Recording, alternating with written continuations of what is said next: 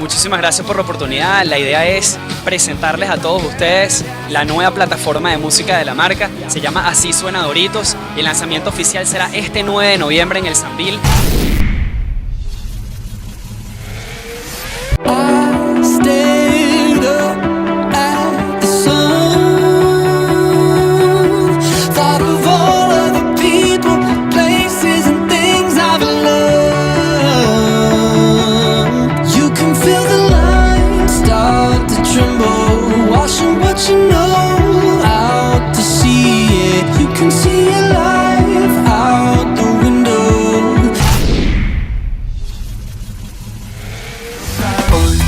Contarte un par de cosas, explicarte lo que siento cada vez que tú me rozas. Tú y tu magia venenosa, eres una mujer bella y demasiado peligrosa. Claro que tú me gustas, pero también me asustas. Dime por qué la vida conmigo es tan injusta. Me hacen muchas preguntas, no entiendo lo que buscas.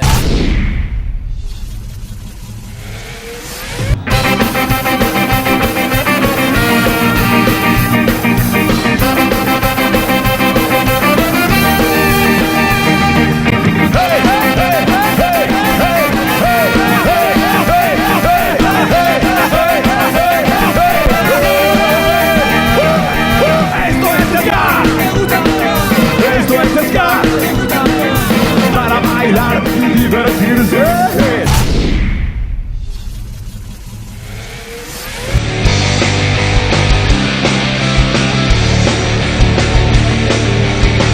Pues la suerte nos coloca frente a frente aquí hoy. Sé que no has venido sola y yo tampoco lo estoy. Todo el mundo está observando nuestro encuentro casual. Yo sé bien que está mal, yo sé bien que está mal. La música tan alta no hay comunicación, que no vamos a algún sitio donde estemos mejor. Nos desaparecemos este evento social. Puedes ver que me brillan los ojos. Te piden 10 minutos en el cono de los sanitarios. Nuestro encuentro es justo y necesario. No soporto tenerte lejos. Quiero hacértelo frente al espejo. Siempre te has decidido ante los actos prohibidos y tú sientes lo que siento. Aprovechemos el